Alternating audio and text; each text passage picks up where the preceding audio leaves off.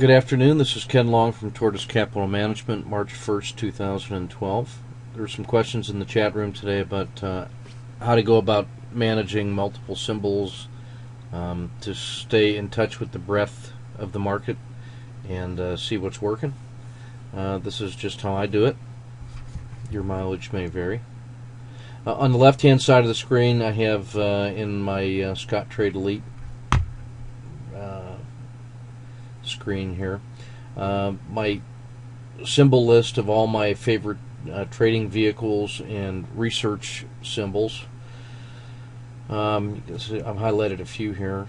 SPY at this was about 13:30 Central Time. And so SPY, that's the first thing I always look for to see what the market is doing when I want to go long. I'm looking for things that are doing better than SPY, so I draw that line right there.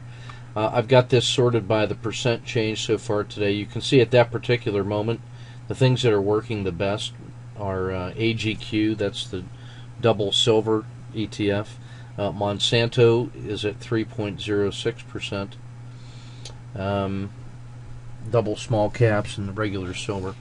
Now, on the right-hand side of the chart over most of the trade, I'm looking at 6 different charts right now, and they're all featuring that my current research project, which is what happens when I turn off the candlesticks and just look at the 10 and 30 period regression lines on 3-minute charts, and then put a 30-period Bollinger Band plus or minus 1 standard deviation in the middle, and then add a VWAP for volume weighted average price, MACD histogram 10, 20, and 8 on the bottom. And what I find is that this really helps the price action, the trends of the day emerge.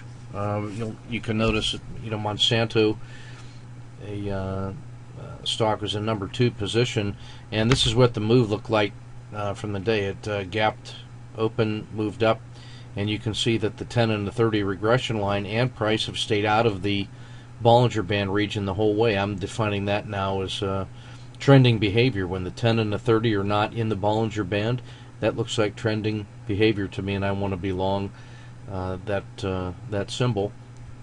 You can see here where the blue line and price have just come back into the Bollinger Band. That looks to me like the train that left the station is now re-entering, and that particular leg up is done.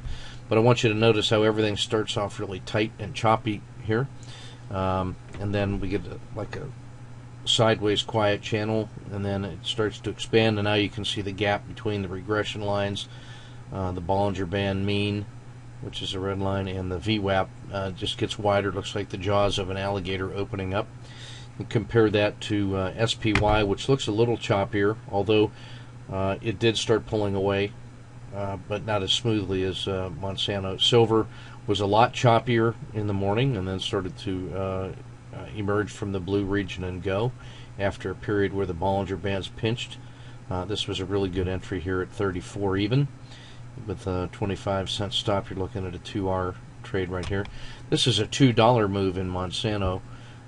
If you get it when it leaves the Bollinger Band, you're getting in somewhere about 78.70, and with a 50-cent stop at the bottom of the Bollinger Band, you're cashing almost at 80 up here. So that's $1.20 worth of move.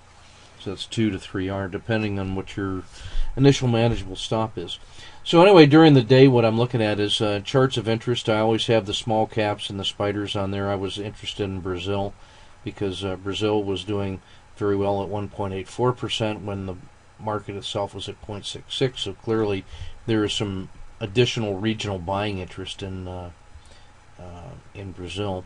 So that's why it's on the chart. Microsoft and Monsanto were both by this time well established as leaders for the day. This is Microsoft up here at the top, and Monsanto at the bottom, as I've talked about. Now, it just happens in Scott Trade Elite that if something makes a new high of the day, this green bar will flash blue.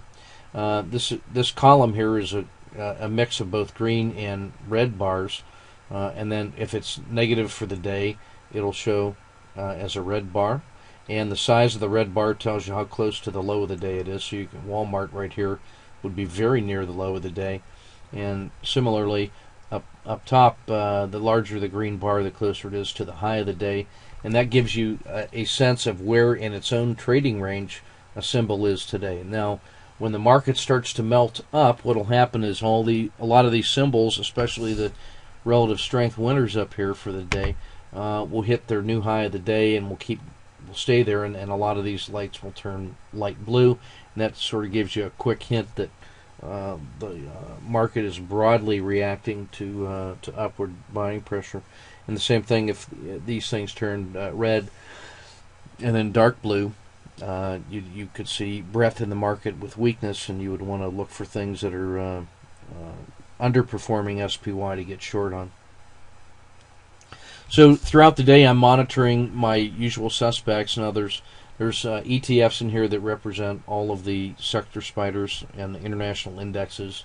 So it gives me a sense of where the money is flowing into during the day. And then by keeping this sorted frequently by percent gain, it gives me a constant image of intraday relative strength. And I'm always looking for things that are much better or much worse than SPY. And then during the day, looking at my charts of interest, I can see which ones are smooth, which ones are getting ready to leave the station, as I would call it, where the sideways quiet channels occurring, where the Bollinger Band pinch is occurring, where, like at this one in Microsoft, when the 10 period crosses the 30 period outside of the Bollinger Band and starts to cross back through the Bollinger Band region, that becomes a very interesting turning point in price trend, and can get you early into trades where the train is leaving the station. So that's just a quick look at how I manage prices and relative price action during the day. Combination of this watch list and flashing lights, and then very simplified chart setup, so I can look at multiple symbols at once. And I always, like I said, I always have the U.S. large caps, small caps on my screen as a guide to where the action is. So thanks for your attention.